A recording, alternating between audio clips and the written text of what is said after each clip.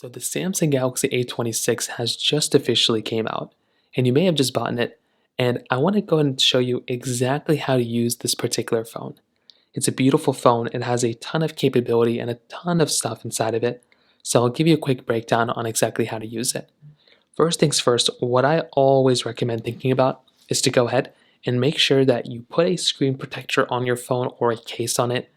Even though these phones aren't the most expensive things in the world, they're still built really well, but you just want to be, careful. You just want to go and put a case or a screen protector.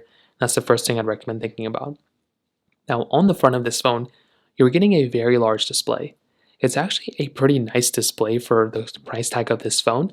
It's an Infinity U display, so it is giving you that U-shaped bezel at the top, but the bezel around it really isn't that big. That's a front-facing camera, by the way, and the earpiece is right above it. You're getting this little tiny bezel at the bottom too, which still looks and feels very good, so this one does not feel that bad either. On the left side, the phone is completely built out of plastic, so kind of keep that in mind. You're getting your SIM card tray up here, so you can just pop in that SIM card tray eject tool, and it will go and pop that out. At the very top, you're not really getting anything except this microphone. At the very bottom, you're getting a USB Type-C port, which is great, because you can plug this thing via USB Type-C and be able to charge this thing up. On the right side, you're getting your side button right here, and you're getting your volume up and down buttons on this side. If you tap on the power button, it can turn it on and off. You can hold it down to shut it off. On the back side, you're getting your glass back. So apparently this phone now has a glass back on it, and it does actually feel pretty good. You're also getting your triple camera setup up here, as well as a flash. So this phone does feel pretty good for the most part. It does feel like a pretty premium device, which is something really nice to kind of think about. And it does have a good heft to it too. So even though it is kind of more of a budget-friendly phone, it actually feels pretty premium for what you're paying for it. Now on the display itself, you have a couple different ways to turn on your phone.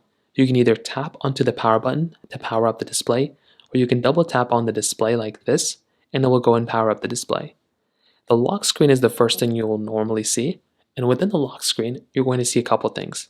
One, you're going to be able to see your satellites, your signal that you have, as well as your battery percentage and all those things in the top as well. So that's always a nice thing to basically have there too. And then you can also go through, and you can also, essentially when you click on it, you can go through and you can see your time up here and your date. You'll see notifications that you have right over here. So any notifications or anything that pop up, you can go and see those there. And then you'll have your phone call option and then your camera option here as well. Now you can edit up your lock screen by holding down on the lock screen like this, and it will give you into this prompt where you can start editing up this display. So you can go through, and within your wallpapers, you can change up your wallpapers.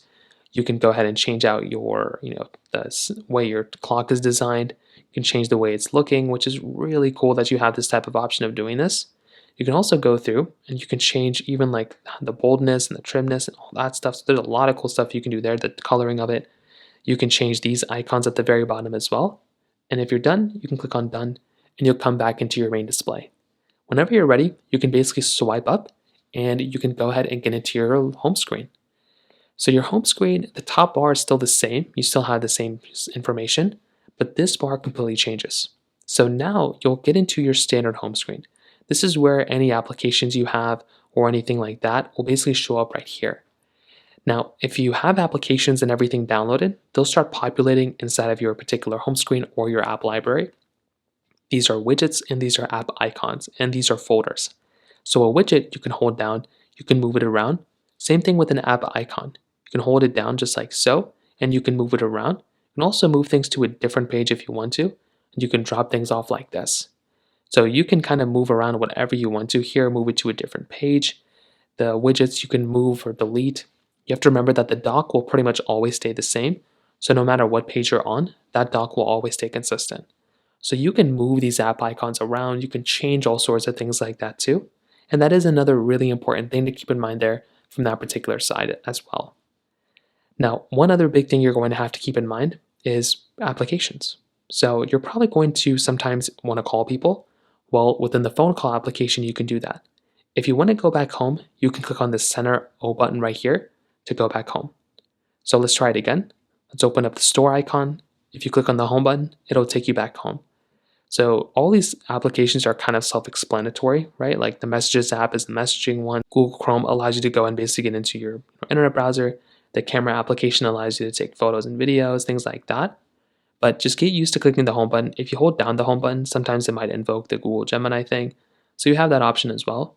If you ever want to download any applications, you can always make your way over into your Google Play Store, just like this.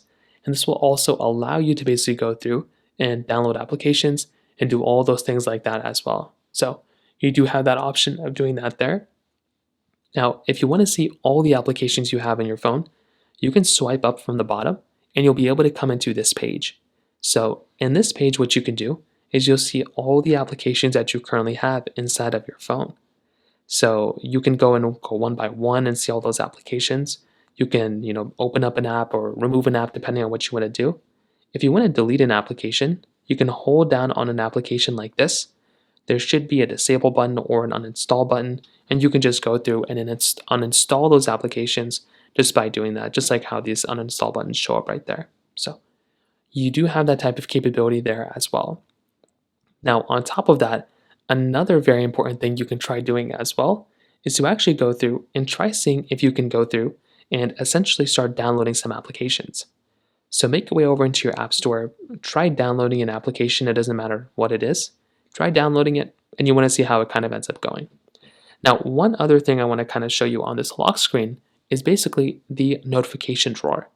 If you ever get a notification and you want to see it, you can swipe down from the top left, and it will make you come into your notification drawer, and it will show you all the applications and notifications that you're going to be getting.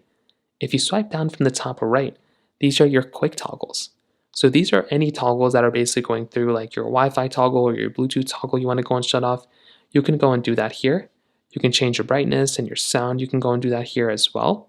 You can also go and change by all these other options here too, like your smart view, nearby devices. You have a lot of options here of kind of modifying and changing out those things here as well. Now, another thing is your recents. So all those applications that we opened up in the background, if you click on these three lines up here, or you swipe up on the diagonal, you'll see all the applications you have in the background. So what you can do is you can just kind of go through and just kind of clear out an application if you want to. You don't have to do this, but it's kind of good practice. And you can close out of all the applications by clicking on the close all button. And this back button is just a back button. So if you go inside of an application and you go inside a different page, if you want to go back to the previous page, you can just click on this back button right there and it will take you back to the previous page. So you do have that option there, which is another really, really cool thing.